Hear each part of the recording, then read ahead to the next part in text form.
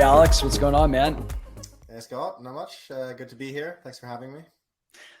It's great to have you, and I have to say, the more that I've dived into all the things you've created and are creating, the more excited I am for this conversation. And I think maybe we start with kind of the most recent thing that I learned about you, which is the participation in the DMTx. I guess you would call them trials. Is that accurate? That is accurate. Yeah, it was definitely a trial. and, Yeah. Do you and want me to maybe talk a little bit about the background of it? I was going to say, what, for those, some people probably don't even know what that is. So maybe we just kind of start with what was the DMTx experience? Yeah, sure. So I'm going to also talk a little bit about what DMT is, because that's there might be some people watching or listening who aren't familiar with that. But DMTx, the X stands for extended state. That was a trial run by Imperial College London, so one of the foremost psychedelic research labs in the world. And the trial was investigating what happens in healthy volunteers. And we were all very experienced with psychedelics as well. So healthy experienced volunteers, when they're given a continuous infusion of DMT into the bloodstream for 30 minutes. So the experience lasted about 40 minutes overall. No one had done that in a trial yet. I'm amazed that they were able to do it. It was absolutely mind-blowing. And me and 8 other people were part of the dose-finding trial. So that was really, we were the guinea pigs for the guinea pigs to see what is the correct dose specifically to keep us in as intense a plateau as possible. Because there's a lot of pharmacology behind it that I don't really get, but it involves like how fast it's pumped in, how much is pumped in initially and then kind of tapered off. And, it's pretty complex. So DMT, people might have heard of DMT, but they might not have. If you have heard of it, people might associate it with this concept of entities, which is the fact that when people ingest DMT, they very often report encountering seemingly intelligent beings with a mind of their own who communicate with us in different ways. So that's a really difficult thing to make sense of, philosophically or scientifically. And the other thing about DMT is that normally it's smoked or, let's say, vaporized, and the effect comes on incredibly quickly. It's incredibly intense. You go into a world which is completely real and colorful and terrifying in some ways, very often full of these intelligent beings who either don't care that you're there, are really interested in you, rarely don't want you there. Could be anything. And then the experience ends after about 10 to 12 minutes or so, and then you're just back sitting wherever you were sitting. So generally, most people, people are fascinated by it, rightly so. There's the first real study of the psychedelic renaissance, when psychedelics started being studied again after being made illegal in the early 70s. The first study was by Dr. Rick Strassman, who wrote DMT, the spirit molecule, where he's actually documenting that study. And the first half of the book is him getting permission from the FDA to do it in the first place, which is surprisingly interesting. It doesn't sound interesting, but it's actually weirdly fascinating. And then the second half is the actual trial, where they gave people DMT in a different way that wasn't continuously pumped in. But people reported these wild experiences, these entity encounters, going to the same distinct reality multiple times. And that really struck a chord with a lot of people, that book. There was a documentary made about it that was on Netflix for a while, hosted by Joe Rogan. Joe Rogan is also very interested in DMT, so that's helped to kind of spread the word. And Terence McKenna, who's a psychedelic philosopher, he spoke about DMT and really gave a kind of mythos around it, which in some ways I think we need to break free from, which I'll maybe talk about later. So that's what people associate with DMT. It's a short, really intense experience, and we were doing it for 4 times as long. But the experience was not what I expected in some ways. It was a lot more healing, therapeutic, I would say, in some ways, and also easier to navigate as well, because you're there for longer. So yeah, that was the trial, and we did 5 dosings, one of which was placebo, which was really obvious which one was placebo. Yeah, and then it finished about a year ago. Actually, my last dosing was I think May the 5th last year, so in 2022. And then I wrote a book that includes the many of those reports. I used the trial as a kind of narrative thread to look at bigger picture topics. The book's actually called The Bigger Picture, so looking at how psychedelics can actually help us make sense of the world. But I had to, it was a perfect thing to include because it raises so many questions about so many different aspects of human experience. That kind of DMT experience. Yeah, well, I have so many questions after that description. And how did you get involved in DMTx? I mean, you guys are truly inner pioneers, if you will. If you think about the fact that no one has ever done this before. Yeah, I mean, I got involved because I've been involved in the psychedelic world for since about 2008. So it was still very, very niche. I've been around for a long time. I'm in this space and I have a lot of experience. And actually, I'm friends with Chris Timmerman, who's one of the scientists who ran the study, and Lisa Luan, who's another scientist who is doing much of the day-to-day running of the study. I know them both. My wife works at Imperial College as well, not full-time at the moment. She's training as a psychologist. But she's still, doing research there. So it's all kind of in the family, so to speak. So I actually just ran into Chris Timmerman one day, and he mentioned the study, and I just immediately volunteered for it on the spot.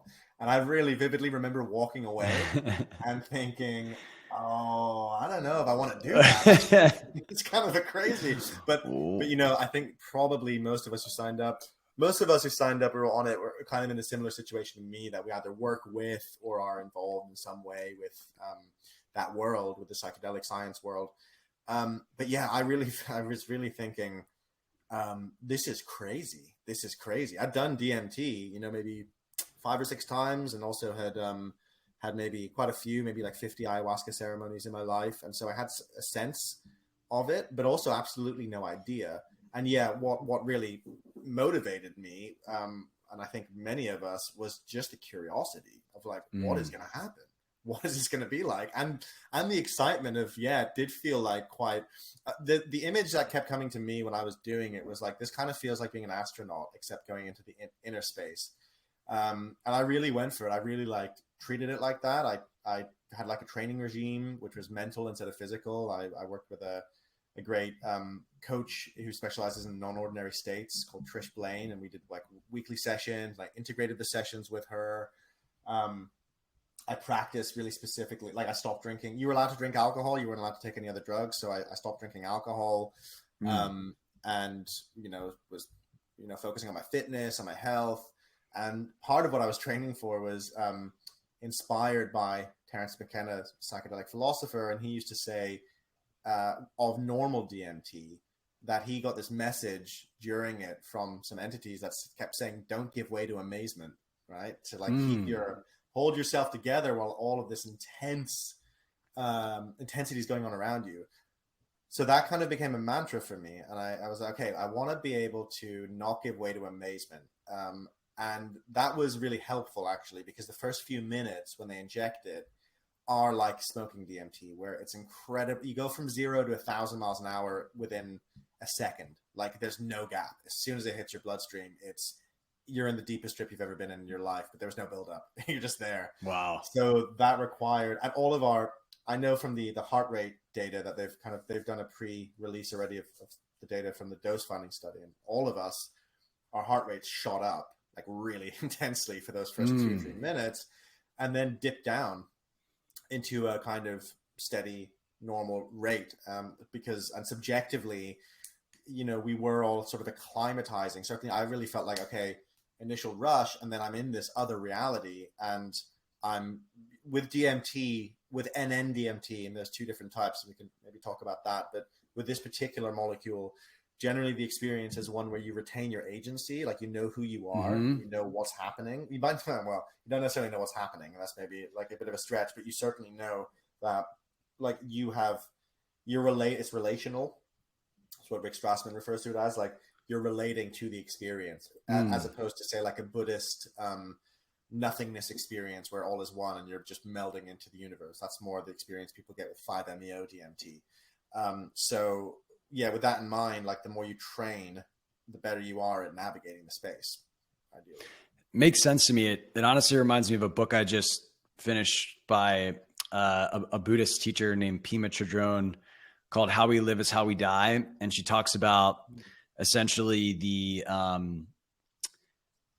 basically what happens when you die is there is this, the Tibetan Buddhists believe there's this light, and your job is to be able to essentially stay with the light and maintain almost like a sense of concentration that is gentle but maintained, versus kind of go where it's safe, go where it's easier, and that's kind of what my interpretation of that kind of Terence McKenna quote is sounds very similar to. Yeah, that's a really good analogy, and actually that there's a lot of links in philosophy, but also kind of in the scientific literature around death and DMT, and DMT being in some sense, you know, there's a belief among some that DMT is in some sense where we go when we die, or is somehow related to that. And some scientists have pointed out the similarities between the near-death experience and the DMT experience, though I argue in the book that I think, and this is a few people have argued this in a few papers, that actually it's a lot more similar to the alien abduction experience that people report, because, you know, with a near-death experience, people have like a white light and kind of, you know, loved ones around them. I think it's very culturally specific as well, the near-death experience. This is much more like, I've just been like taken to a different reality and there's all these entities. Right. But to your point, what is really important is being able to, like it talks about in the Tibetan Book of the Dead, in the Bardo, this like the world between life and death. Exactly like you're saying, you have to use discernment and mindfulness to navigate it, because, you know, there's all these angels and demons as well, and it's like something really scary, something really beautiful, and you can easily get either aversion to one or drawn towards the other, but that actually takes you off the path of clarity. It's very similar in some ways with the DMT experience, except that in the Bardo model, those angels and demons are, I believe, if I remember correctly, seen as sort of an aspect of self. There are all these different aspects of self. And while I believe that is true to some degree with the DMT experience, I think it's true to the same degree that like you and I are different people, in that I think these entities, and then there's a very good chance that they are independently arising and exist independently of human perception, so that they are, in a sense, real. But it's not as simple as are they real, are they not real? That is probably the most meaty question of this whole study of DMT that a lot of people want to get to the bottom of. Scientific materialists, they don't really see anything in consciousness that isn't matter as real, so they'll say, oh, this is just your brain on drugs. Whereas the vast majority of people who experience DMT report that the experience is realer than real, and that they believe the entities are real. So that's very interesting. There's that tension that exists. Oh yeah, I definitely want to talk more about that, and also gain your perspective on how your view of reality has shifted since this. But perhaps kind of as a precursor, so your motivation for doing this was curiosity, and it sounded like what you actually experienced was a little bit unexpected. Talk about what actually unfolded, and what you thought was going to unfold, and what actually transpired. Yeah, so what I thought the experience would be like was like smoking DMT, but that for 40 minutes, which in some ways it was. But what was really different is that it was far more there. I had much more of a sense, like with ayahuasca, that many people report, or psilocybin, that there was a sort of intentionality and a presence and a teaching in the experience. So I actually called it the teaching presence. I had a sort of dialogue with, don't know, aspect of my higher self, me, my subconscious, the DMT itself. I think all of those things are kind of true at once, which is kind of paradoxical. And I like my first dosing, I remember specifically saying to Chris Timmerman, I was like, I've spent years now doing therapy and participating in group work and leading workshops and doing men's work and really doing like looking at my ego and doing kind of, it's heavy stuff. And I was I specifically said, which is such a silly thing to say. But I was like, yeah, I'm just kind of bored of that. I just want aliens. I just want. Is it ever over? Yeah, exactly. So I was like, I'm kind of like, I'd like a little pause of that. And I just want something really metaphysical.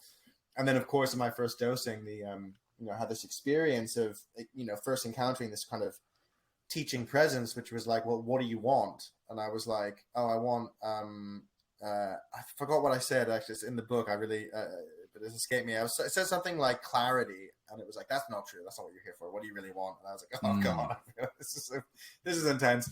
And then I said novelty, and that sort of opened something up. And then the experience wasn't into hyperspace, but was like a really deep emotional experience to do with my mother and our relationship. And I was just in this deep grief and weeping. And then at the end of it, there was a sense of these portals that could go anywhere. And that same kind of teaching presence was like, you can go, like this DMT allows you to travel to all of these different aspects of reality, but you got to take your baggage with you, and your bags are wide open. Your emotional baggage is spilling out. So you got to pack that up, and then you can go.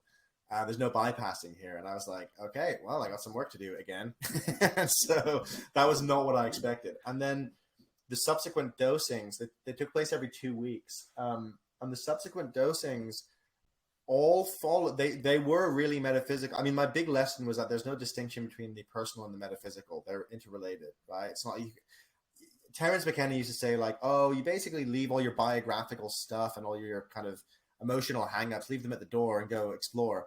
I think that's fundamentally wrong. Like, I don't think that's how consciousness works at all. I think wherever you go, there you are, as John Kabat-Zinn, the mindfulness doctor, says. So the following doses, at least the next 2 doses, were very much around this theme of connection and intimacy and feeling my emotions, while also these wild entity encounters and traveling through kind of hyperdimensional realms and encountering entities, some of which I could communicate with in really intense ways. Others were just completely inexplicable to me, and I have no idea what was going on with them. And then the final dosing, which actually happened, there was like a 6-month gap, because we were expecting 3 dosings and then the placebo. And that was like, they were like, guys, this is the study. And then they got in touch about 6 months later, and I was actually already writing my book. I'm thinking, okay, how am I going to, I was like, okay, I'm not sure the narrative is that strong with that as my final dosing, but it was kind of had a completion to it. So I'm like, okay. And then they asked if we wanted another dosing. And of course we all said yes. So that other dosing was the dose that they'd found the effective dose to keep us higher, plateaued for longer in a higher kind of state. And that was really, really profound, that dose. And I almost threw up in the first 2 minutes of it. And then it was, it was just so intense. And I could feel all the scientists kind of rushing, you have a blindfold on and headphones. I could feel the scientists sort of like rushing around, and I actually wasn't so worried. I was going through very much like an ayahuasca process, where it was like, you got to let this out. You got to purge something. And I kept saying, like, I was like consciously resisting. I was like, I don't want to puke here. I don't want to puke here. This is like, I'm like strapped to a bed. I'm not strapped to a bed, but you're like down with cannulas in each arm, and you just like, you can't move very well. And it was just I was like, I don't want to actually puke. And I was like, okay, we'll just cough it out. And so I was like, kind of coughing. And then, after that, I just kind of went to a completely different dimension. And that wasn't so much around my own personal stuff. That really was around like exploring what felt and had the experience of like exploring the cosmos, and encountering whole ecosystems of entities. So I kind of got what I was looking for in the end. But I think like many things, it required having to put the work in of whatever I was unresolved emotionally for me. And of course, there's always something unresolved emotionally in us. But at that particular time and place in my life, what I had to go through. So that was not what I expected at all. It was a lot more healing than I expected. Yeah. You know, the more I was having a conversation recently with this guy, Angelo DeLulo, who has this YouTube channel called Simply Always Awake. He seems to be persistently living in a non-dual experience and teaches others how to do the same. And pretty ubiquitously, it just seems like you can't skip the work. Like there's no one that can skip the work. And that applies even in these experiences. You know, it's almost like a big metaphor for the self-realization process in general, is that there's just no going around the fact that you need to purify all that stuff that's in the subconscious, all that stuff that you haven't faced and acknowledged. So that's really interesting to hear that was your experience on the DMT as well. Yeah, very much. I would also say that that's, I think, a pretty good metaphor for life and business in general, right? It's like there's no legitimate get rich quick scheme, right? There's always some grift going on, right? You're grifting yourself in some way. And it's like, if you want to do well, work hard, improve your skill, get better at what you're doing, get more sophisticated, get more discerning, all of those actual skills that require, you know, dedication, creativity, discernment, hard work. I have yet to see an example of where that can be bypassed. Sometimes you might get lucky, you might win the lottery or equivalent, and like, yay, hey ho, great, but you still don't have those skills, you know, right? Which potentially is why a lot of people who win the lottery end up losing all their money, you know. So there's a kind of weird universal law, I think, around this that seems to me pretty consistent. Yeah. Well, I think it kind of, what you eventually realize is that if you didn't have that journey, it wouldn't be fun. Yeah. That's a good point. It's like if you just showed up as a fully realized being and were just indulging in everything every single day, eventually you would be bored. It's not interesting. Do you know that Alan Watts story about a dream? Oh, I love that. I've listened to that and I've been dropped into a non-dual state because it is so profound. It's so profound. It's crazy. It's one of my favorite things. There's a YouTube channel called Tragedy and Hope. You might've seen that one. They have like music to Alan Watts. And they have a very good version of it. But yeah, that I totally agree. I think and that's something so important about psychedelics, especially, is like, that is how they heal, in my view. And you know, according to lots of the scientific literature, it's like they heal by helping us wrestle with and go towards all the difficulty and process it, be with it, and like sit with it, and just you know, it's one of the best skills is just to be like, yep, this is how I feel right now, and this is what's happening right now, and that just is, and just kind of sitting with that compassionately and being with it, not trying to run away from it. You know, that's true of meditation practice as well. Yeah. It's definitely true of psychedelic practice. Yeah. You know, you're from Ireland, correct? Is that right? I'm half Irish, half German, but pretty correct. Yeah. Half Irish. So I actually found this really interesting. I was watching a Conor McGregor documentary, who's a very controversial character. He doesn't strike me as someone who's deep on the healing path and deep into consciousness. You know, he's out there kicking people's ass and talking shit. But one of the things he said that was so interesting to me is that he clearly seems to be in touch with something, because he talked about when he was at a young age, he started to realize when he felt fear, and instead of running from it, he went towards it and explored it with curiosity. And that just was his general disposition. And he talks about how he just isn't really affected by fear. And I found that to be so interesting. And almost he would talk about things like not wanting, but having, and like he is success. Like he is like, I don't know if that's a projection or whether he really is living in that kind of I am state, but I found it to be a really interesting example of someone who might have some level of unconscious competence of these teachings and knowings that many of us had to kind of learn the hard way, if you will, with tools like psychedelics or therapy or other modalities. Yeah, that's really interesting. And there's also what comes up for me when you're saying that is just the simplicity of courage. Like courage is Mm. pretty binary. It's like you either do it or you don't. You either step in and you chicken out, right? And so I think there's something really simple about courage. And I also think courage is a really just an absolutely core quality to have for growth, right? Like growth Mhm. requires stepping past our comfort zone. It requires stepping towards what's painful. And so courage, if you have some sort of innate sense of courage, wherever that comes from, and I think it can come from lots of different places, I think that's really generally beneficial for us. It's really resourcing for us. And the curiosity as well.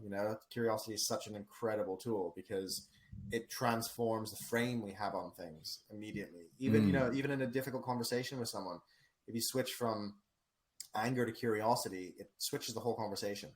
Even just like asking someone, I'm noticing this, like, I'm curious what's going on for you, instead of making a statement about what you're seeing and what you think.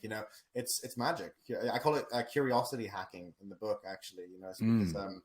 spent a lot of time in doing retreats and online events of really consciously figuring out ways to harness curiosity as a tool, because I think it's so powerful. It actually changed my whole meditation practice as I got into that. I got actually from do you know the polyvagal theory? Are you familiar Yeah, with I that do. model? I do. Yeah, that's kind of what switched me on to curiosity, is because in that model, when we're curious, we switch our nervous system alignment to be out of fight and flight and into that kind of curious explorative mode. But of course, we're human, so we can practice what Jocko Willing calls mind control. So not controlling someone else's mind, but controlling our own minds. And I think curiosity hacking is definitely a good way to do that. That's really cool. I like that phrase. Yeah. So, how has your worldview shifted at all since the trials? Yeah, it's a good question. Well, I would say it's still shifting in some ways. These big experiences take quite a long time to integrate, and I've really been kind of reflecting on that as my book is it's like 2 weeks out from coming out now, and I'm like kind of obviously like reflecting on the whole experience and talking a lot on podcasts, etc., about DMT extended state, and I'm like, yeah, there's a bunch of stuff. Like, there's a bunch of stuff that I'm still landing with. Probably the biggest one though is I had a kind of mystical in the final dosing. I had a mystical experience that I've never really had before, which was which astronauts report, which is the overview effect, Mm. which is a sense of feeling like utterly tiny. It's like a complete change in your frame of perspective and what's important, right? Because it comes from originally astronauts seeing the Earth from space and realizing that all of the political squabbles, all of the dramas, the whole thing is just ludicrous. And actually, what's important is this incredibly fragile, beautiful planet floating by itself. So that the perspective is so radically shifted that some astronauts had pretty significant spiritual experiences that changed their lives from that. There was also, I think, in some way, the first pictures of the Earth from space also had that effect on the population. I think it was probably in the early 70s, maybe the first color pictures that came out. I can't remember. There's a very famous one. But so in the final dosing, I was in this. Well, firstly, just to explain something about the trial, we were wearing the headphones, and in the headphones was just very bland, spacey music, right? This is sort of like in a sense, you were never focusing on the music, but it was there, and I'm sure it had some effect on the experience. But it was like new age elevator music is kind of how I would describe it. Um, Nice. and So throughout most of the trial, they would Chris Timmerman's voice would come into the headphones and go intensity rating 0 to 10, and we had to say from 0 to 10 how intense is the experience you're having right now, basically. So 0 is like nothing's happening, 10 is like get me out of here. It's just the most intense experience I've had. My top one was an 8, and that was pretty similar for the other participants. There was one person who went to a 9 at one point. Um, but it was still very intense. It was also very difficult to rate the intensity. So when I came back for that final dosing, a few months after the trial had sort of seemed to have end, they said, "Look, we're not doing. We're not." They had also an anxiety rating, intensity rating, and anxiety rating, And so they were like, we're not doing the anxiety rating for whatever reason. And they were like, we have a new rating, which is entities, yes or no. And so I was like, okay, let's make this easy. Let's make it easy. Yeah. So they basically, there was a point in the experience, I mentioned it before, I was sort of coughing, and then suddenly I was kind of in a totally different reality. And I was in this like huge, vast cosmos, absolutely just teeming with entities, like everywhere. And so then the voice came in and was like, entities, yes or no? And it was like being asked, like you're standing in the middle of the Amazon rainforest, and I was like, animals and plants, yes or no? And you're just like, yes. So I probably had a really shaky voice just saying, yeah. So then I started, really exploring and being like, okay, what is going on? Like, what is this place? What is going on here? And I had this really fascinating encounter with these sort of hyperdimensional chinchillas speaking like a visible language of symbols. And then I started like, it's hard to explain, but I started like talking and imagining the symbols coming out of my mouth. And then that would happen. And they got really excited. And then there was a whole exchange there. And then I encountered this other entity, which was like a giant squid that was not at all interested in me. And I was like, man, they're so different to each other. And then that thought led to me thinking, maybe they're different species in an ecosystem. And then that really opened things up. And I had the teaching presence I experienced the DMT was like, yeah, that's it. That's what's going on here. This is an ecosystem of intelligences, and human beings also exist here. But you and everything else here is just one of, I don't know, countless billions of intelligences. And I was, I had this moment of awe, like totally like seeing the Earth from space. So I had this kind of overview effect. And what was great about it in terms of how it changed my perspective is that there's different types of spiritual experience. You can have that samadhi Buddhist experience where all is one and you become nothing, right? Emptiness is form and form is emptiness. You just dissolve, right? You can also have an experience of I am the universe looking out at the universe, right? Trish Blaine, who I mentioned before, she calls this like, that's about expression. Like you're kind of seeing, you are the center of things and everything is come down to you. Or you can have an experience which is like based on purpose, where you see how everything connects and you have like a mission and it's like, yes, I can see how the universe works. Or you can also have like growth. She has a framework called the Four Forces, which I found very useful for the trial. Growth is like a Kundalini awakening, like life force kind of, orgasmic power. They're all really different to each other. They're all really different experiences. They all change your perception in different ways, which is, why you don't see a lot of, Buddhist monks doing tantra, sometimes, but they're going to raves to be in like their life force. They're not into that, right? So this experience, what was cool about it was that it was new to me.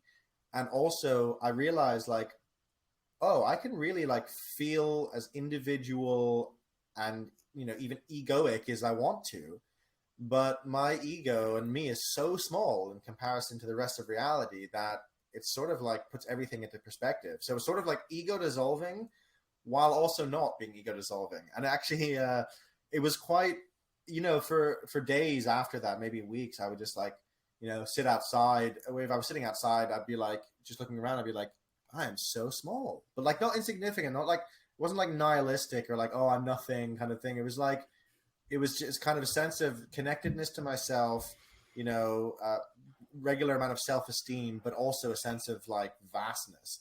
And we can get that looking into the night sky, if we really tune into that, or we're looking at the Earth from space. But there was something about having that in relationship to the idea that there are other intelligences out there, which was really different.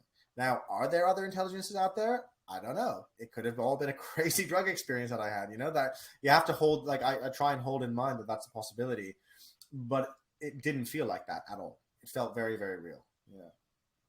Yeah. Wow. That's amazing. I mean, where my mind goes is that honestly sounds like a big relief to feel small. You know what I mean? It's like, oh man, all this shit that I think is important. Yeah. It's that's a really good point. That was the experience. It was one of like letting go of like, great. Yeah. That's amazing. So, well, thank you so much for sharing all about the trial. I mean, very, very fascinating stuff. And, kind of carrying that forward and some of the ideas that you put forth about your book, I mean, where do you see this going? Hmm. Like the experience that you had, clearly profound. What was it? 4 people that went through that? No, 9 total. Yeah, yeah. 9. So, I mean, it seems like we are ripe for big changes as all this stuff comes online. And I would just be curious to get your perspective on how you think this is going to impact society and a lot of these institutions and ideas and concepts and all the things that have kind of glued us together for so long that seem like they're about to, frankly, be challenged in a big way. Yeah, that is kind of the main inquiry of my book, of the bigger picture, because it's about, you know, the bigger picture and how these experiences can impact that. Now, so the first thing to say is that it's really complex, and complex is a very important word because I'll get into that in a moment. Actually, I just want to start about like the state of where we're at right now. Right, this is something I've been exploring for the last 5 years or so, talking to people who really know a lot more than I do about systems change, about complexity theory, about lots of different aspects. So I was one of the founders of an alternative media organization called Rebel Wisdom, and our mission was basically finding rebellious wisdom in lots of different fields to figure this question out. Like, how do we make sense of what's going on, especially politically and socially, since kind of 2016, these huge shifts we're seeing, while also being faced with pretty significant existential risks as a species, like runaway AI, geopolitical instability, climate change. And so the sense of everything being upside down and everything being confusing. I've spent the last 5 years basically talking to and running courses with like some really brilliant thinkers in lots of different areas, you know, psychology, like I said, systems change, etc. So I really drew on a lot of that in the book because that's kind of my world that I'm fascinated by. And then really thinking about, okay, what does it mean? Like you just asked, what does it mean for psychedelics to be entering this situation? That psychedelics are going mainstream at the same time that we're facing all these huge, you know, species level problems. I think it's really interesting that LSD was discovered very, very close to the nuclear bomb. There's the Manhattan Project's going on while Albert Hoffman is sort of accidentally ingesting LSD for the first time. So it's, or intentionally rather, it was accidental and then intentional. So there's this kind of strange, you know, I don't read into that like it was sort of fated, but I just think it's theoretically interesting that they happen at the same time. So one of the arguments I make in the book is that the very same tools that we use to navigate a psychedelic experience, so leaning into difficulty, understanding complexity, and also a high salience environment. Salience is like what's calling out for your attention in your environment. And we live in a very high salience environment, especially because we spend so much time online. But even just walking through a city, right, where many of us live, it's just an intense assault on the senses. And we have a kind of flooding of the information landscape where we just have so much information and we don't know which information to trust. We don't know what's propaganda, what's true, what's not, what's a little bit in between. Like, you know, faced with something like COVID, for example, the choice was, okay, either you kind of have to outsource your sense making and what's going on to experts, but the other choice was, well, do your own sense making. And this is kind of consistent with, you know, across pretty much any topic now. But the burden that places on the individual to figure out what's going on in all these different domains is not possible. It's not possible. I can't be an expert in virology and an expert in sociology and an expert. Like, it's just not going to happen. So we have to be so discerning now to actually make sense of what's going on. And I think psychedelics can absolutely give us those tools, because you also need to be very discerning to figure out what's going on in the psychedelic experience, what's going on inside yourself, how to navigate your own inner world, and move towards thriving, and move through stuckness. It's a huge part of the process.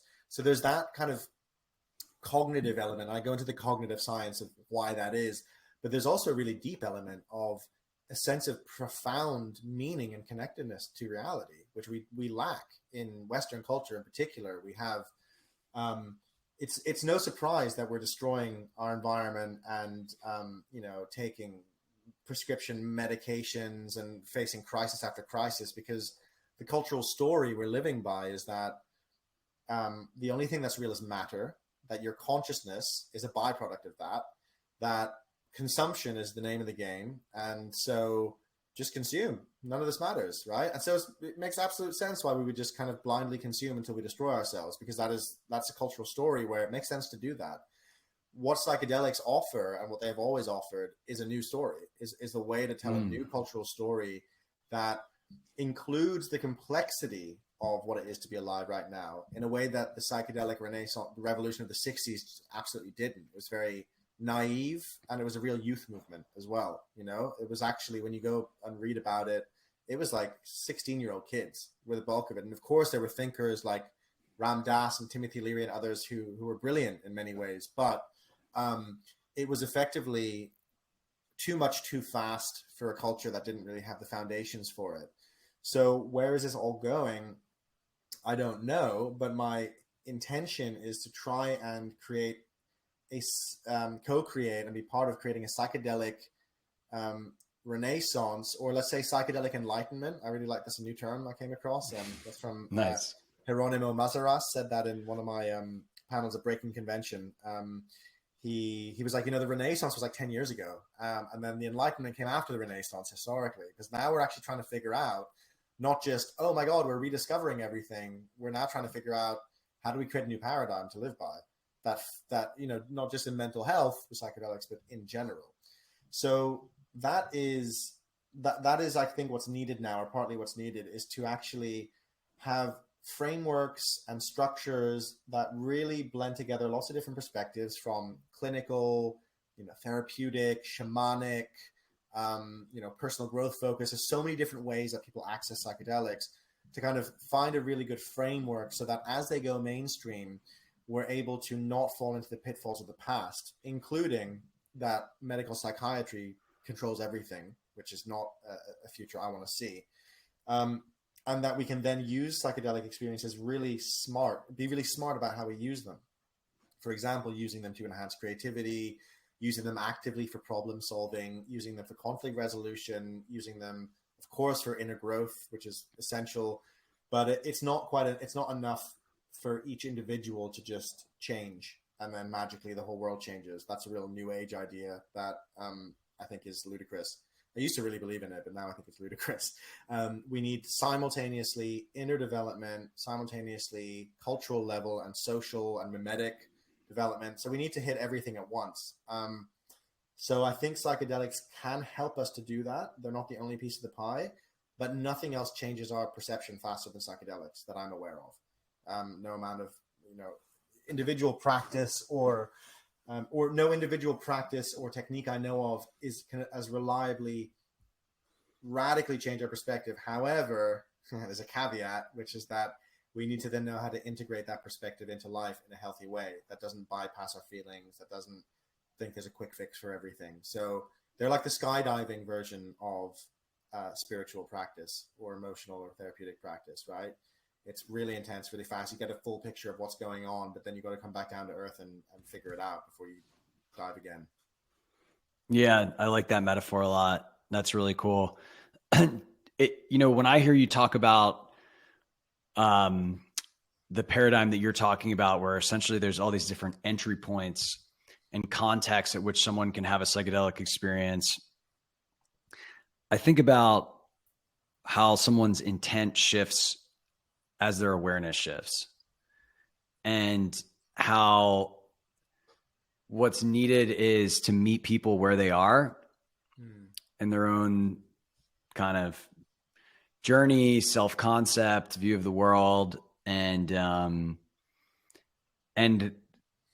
when you do that, it just makes it, to me, it does kind of all lead in a very similar direction.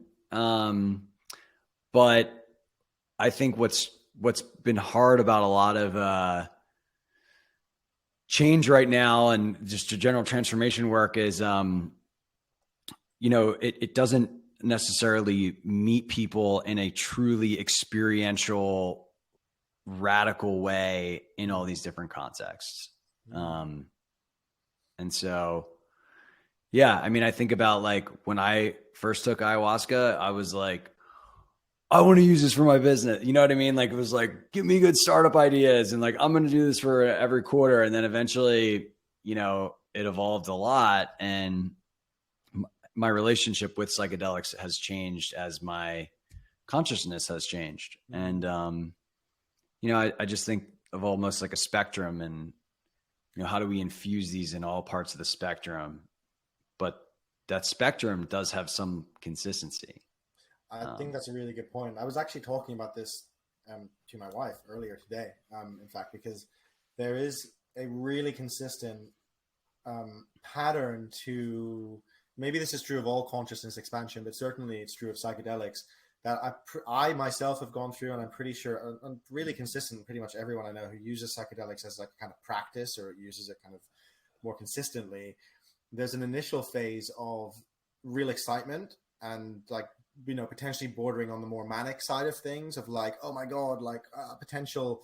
And then there's often a recognition that that's maybe too simple. And there's a kind of reevaluation and kind of a coming down to earth, which we've seen in the psychedelic business world as well. The initial boom, like the totally. 2020, yeah, it's kind of like going down and all the, which I knew would happen because it was, obvious. People didn't quite know what they were getting into and the complexity of it.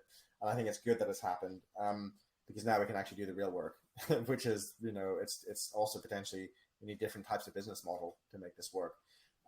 So that, and then there's maybe a kind of reevaluation and a kind of yes and like taking the baby out of the bathwater and going, okay, actually, how do I use these in my life in a way that's beneficial? How do we use them collectively in a way that's beneficial?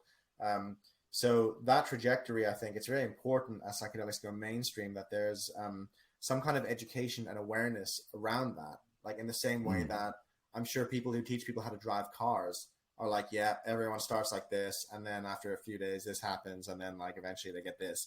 And we're very similar as human beings in a lot of ways. So I think that trajectory is, no one's really talking explicitly about how to manage that.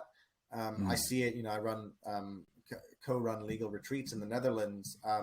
And we spend a lot of time making sure that there's a real groundedness and we do a lot of embodiment practice to help people stay grounded and connected to themselves and not get carried away with meaning making after the experience, because that's where a lot of us fall into traps.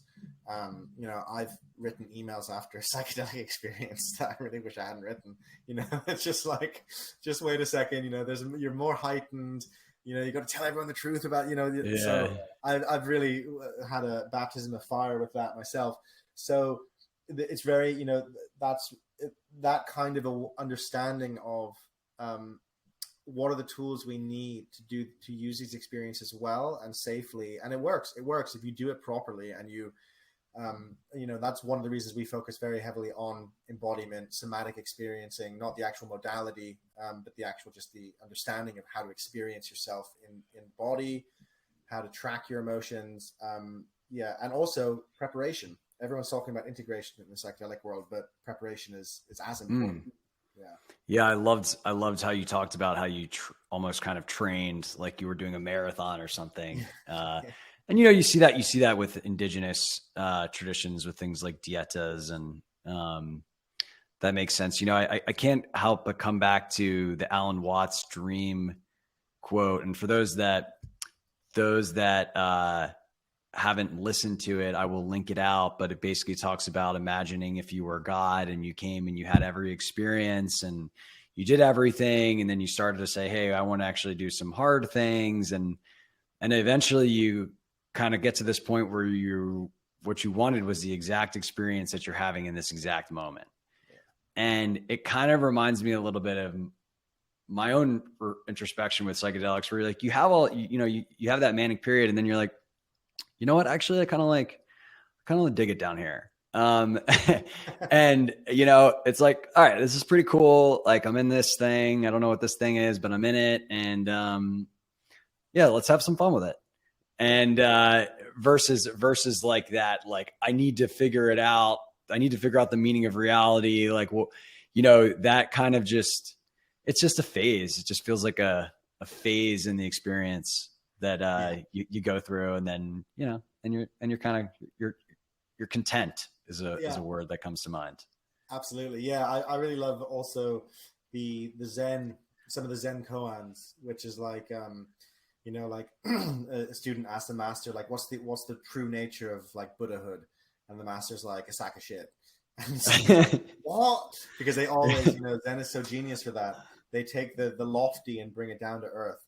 And that's part of the practice. It's like, this is actually a big thing I talk about in the book, and something that's very, very important to me in my own journey, but also just in general in what I see in the kind of spiritual worlds, is that like any real spirituality for me, or any healthy spirituality, is really like rooted in the dirt and also reaching for the stars at the same time. It's both, right? It's like, it's that kind of, but it's not one sometimes and one another time. Maybe it is, sometimes it is, but for me, I feel like it's like, if we can simultaneously be really deeply rooted in our humanity and also aware of transcendence and aware of what's beyond that, and just hold that together as much as possible, that's where I feel my most human, I would say, in that space. Yeah. That's beautiful, man. I've never heard that before, but to me, that just, the word that comes to mind is expansive, right? Which is inclusive. That's nice. Yeah, definitely. Well, man, this has been awesome, Alex. So what's next for you? You have the book, like you're doing retreats. What can we look forward to for the things that you're creating and exploring in the world? Yeah, well, mainly the book. That's what's on my mind most, because it's coming out on June 13th, and I'm very excited for it to come out. So there's that, and then like as you mentioned, I have retreats, I have online courses, that have one that I'm working on at the moment as well, and then I have a few other things cooking. I also, a big part of what I love to do, as I know we kind of share, is writing. And so my Substack, which is also called The Bigger Picture, that's where it's kind of where I see like I'm trying to hone my craft more and more as over time. And I just love, I love writing. It's so fun. Yeah, it's endlessly good, and you can keep changing and like skilling up and trying new things. So and also just like I will definitely, I think, just be continuing to do that. I love the freedom of being like, watching Succession and being like, I'm going to write an article about that and like the history of business, and then being like, God, that's awesome. That's, or I'm going to write about, AI and whatever. It's like kind of often like just kind of following the thread of what is interesting me. So, I think that certainly is something I'll be continuing to do. And of course the book and audiobook as well. Yeah. Also to mention there's an audiobook too. Yeah. Well, definitely, everyone, highly recommend the Substack, and I'm excited to get my hands on the book. And, I would say one thing that's funny that, when I hear you talk, I was listening to an interview with Mark Manson, who is a prolific author. He's written, lots of best-selling books, but he talks about how he's like, man, I just really miss blogging after I wrote all these books, because it's like so much more spontaneous. What is alive for you in the moment, versus, the kind of more formulaic process of writing something like a book. And so to me, that's what's so fun about kind of the more short form things, is like that kind of in the moment expression opportunity. Absolutely. Yeah. It's fluid and it changes with, it's like being responsive to the world. And it's just the time lag is different. Books are a different thing. You approach them differently as well, of thinking like, hey, someone could read this in 5 years from now, so I got to write it with that in mind. Whereas, certain Substack posts, I will focus on that, but sometimes I'm just like, oh man, I just want to like dive into this topic. This is super interesting. You kind of think out loud as well in that process, which is just endlessly fun. Yeah. Totally. Awesome, man. Well, everyone go check all those things out. I will link to them in the show notes. Alexander, man, this has been really great. Very very thought-provoking conversation, and I just give you a ton of props on having the courage to be an inner astronaut and tell the world about it. And so everyone, I personally can't wait to read more in depth of some of your experiences in the book, and encourage others to do the same. Awesome. Thanks so much, Scott. This was a lot of fun.